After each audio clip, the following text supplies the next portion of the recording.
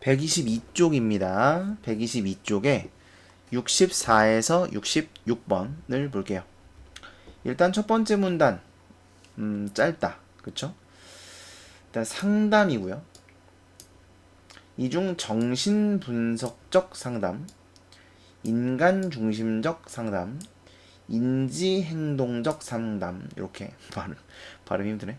이렇게 세 가지가 제시가 됐습니다. 그럼 이제 그 밑에는 뭐 요거 설명 나오겠죠. 정신분석 상담이 어쩌고, 인간중심적이 어떻고, 인지행동적이 어떻고, 이런 거 나올 겁니다. 자, 연도 나오면 체크하시라 그랬어요. 그죠? 1890년대. 그 다음에 사람, 프로이트. 그 다음에 뭐 결국 이런 거 없으니까. 사람의 감정과 행동을 어떤 원인이 작용한 결과로 보고 원인을 정신적인 것에서 찾으려 했다. 그쵸? 그래서 뭐 필요한 거예요? 정신분석적 상담이 필요한 거죠. 근데 이게 뭐냐면 그 앞에 보시면 정신적 원인의 실체를 과거의 경험들로부터 형성된 무의식에 둔다. 그러니까 무의식이 정신의 원인이라는 거예요. 이걸 정신분석적 상담이라고 한대요. 그래서 상담자와 내담자가 오랜 시간 관계를 맺으면 어쩌고저쩌고 과거의 경험과 감정을 털어놓고 상담자가 그것에 담긴 의미를 해석하고 그럼 내담자가 자신의 무의식을 이해하고 받아들이게 되어 심리적 문제를 해결할 수 있다. 결국은 이제 무의식에 문제가 생겨서 그걸 상담을 하면 그걸 해결할 수 있다는 얘기죠. 자, 그런데 1940년대, 그러니까 이제 시간이 좀 지났죠. 1940년대의 로저스는 보통 이제 인물이 나오고 인물이 나오면 우리가 뭘 생각해야 되냐면 얘가 이걸 계승을 했는지 아니면 비판을 했는지 이걸 파악하셔야 됩니다. 뭐 계승을 하더라도 분명히 다른 점이 있긴 있을 거고요. 근데 얘는 아예 비판을 했죠. 어디 보면 나와요? 반발. 나오죠. 반발했어요. 왜? 수동적인 존재로 파악했다. 이게 반발의 이유입니다.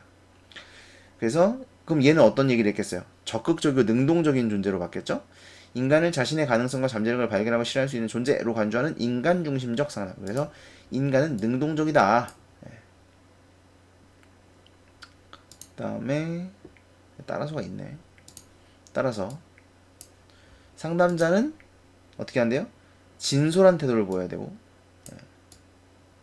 그 다음에 전제나 조건 없고 세심하고 정확하게 이해해주고 공감적 태도를 취하고, 그러면 내담자는 자기 자신을 의미 있게 만드는 것은 자신이라는 것을 깨닫게 된대요. 네, 그래서 심리적 문제를 해결할 수 있게 된다고 합니다. 자, 얘는 상담 기법보다는 상담 태도에 문제 해결보다는 내담자 자체에 초점을 두었습니다. 네, 그렇대요. 그래서 인간 중심적 상담인 거예요. 그러니까 얘 문제가 어떻고 그걸 어떻게 해결해야 되고 이런 거보다는 이 사람 자체가 자기가 가치 있는 사람이라는 걸 깨닫게 해야 된다. 네, 뭐 이렇게 생각을 한 거네요. 자, 이게 로저스가 주장한 인간 중심적 상담입니다. 자, 그 다음 문단 보시면 이제 그 다음은 인지행동 나와야 되겠죠? 일단 1960년대가 눈에 띄고요. 앨리스라는 사람이 나왔습니다. 장기적으로 비율적 문제가 있네요. 그 다음에 얘는 심리적 문제 자체에 초점을 맞추지는 못했다는 거죠. 인간의 뭐 회복이나 이런 걸 주장하긴 했지만 그래서 결국은 이제 심리학의 본질을 떠났다는 거예요. 아니 심리는 어디 갔냐 이런 얘기죠. 그래서 그런 문제가 있었다. 그래서 앨리스는 인지행동적 상담을 제안했는데 발음이 왜 이렇게 어렵지? 인지행동적 상담을 제안했는데 얘가 뭐냐? 그 앞에 있어요. 심리 문제 자체에 초점을 맞추기도 하면서 그러면서도 단기적 해결을 중요시했습니다. 이게 인지행동적 상담이래요. 이게 뭘까? 자, 인간의 인지 방식에 초점을 맞춘대요. 그래서 사람은 감정이나 행동을 어떻게 인지하고 받아들이냐에 따라 영향을 받는다고 주장합니다. 주장이니까 줄 쳐야 되겠다. 그죠? 구체적인 사건들 때문이 아니라 사건을 인지하고 받아들이는 방식이 잘못되었기 때문이다. 그러니까 사건 자체의 문제가 아니라는 거예요. 그 사건을 이 사람이 어떻게 받아들이느냐에 따라서 문제가 생길 수도 있고 아닐 수도 있다는 겁니다. 이 잘못된 사고방식의 뿌리에는 비합리적 신념들이 깔려있대요. 비합리적 신념이란 나와있네요. 설명이. 제가 따옴표를 설명하고 있는 문장이 나오면 중요하다 그랬죠.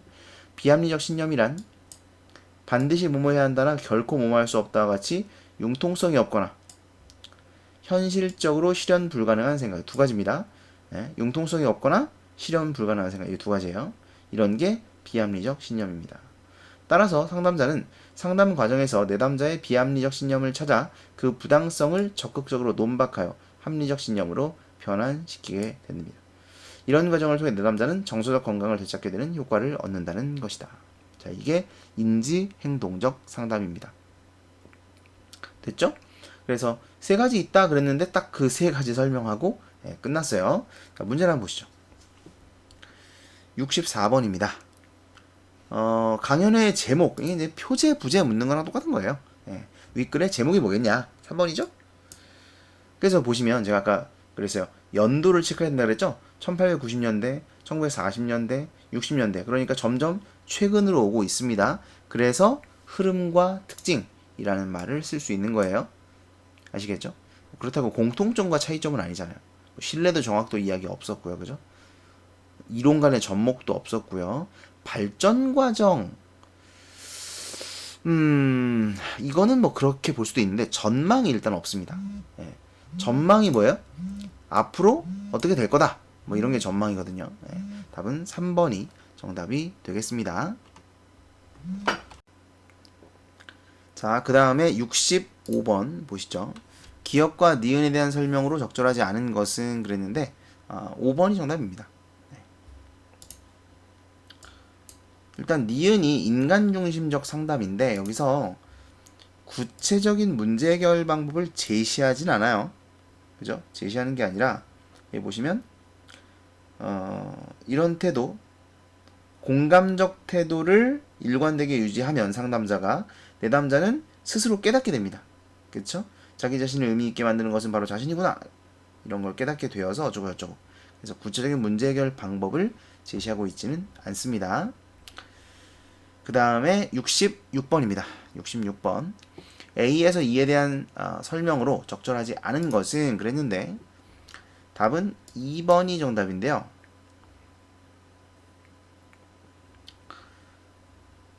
학생회장 선거에서 낙선을 했단 말이에요. 낙선. 그런데 상담자가 뭐라 그랬냐면 모든 사람이 늘 당선될 수는 없어 라고 말했죠. 자, 이거 뭐예요? 비합리적 신념을 깨는 겁니다. 그쵸? 인지행동적 상담 방법인 거예요. 그런데 그렇다고 해서 학생회장 선거에서 낙선한 것이 어떤 좋은 효과가 있어를 이야기하고 있진 않아요. 그쵸? 이 낙선한 게 가져온 긍정적 효과를 가르쳐준다? 그렇진 않습니다. 이런 내용은 없어요. 2번이 적절하지 않다. 이렇게 볼 수 있겠습니다.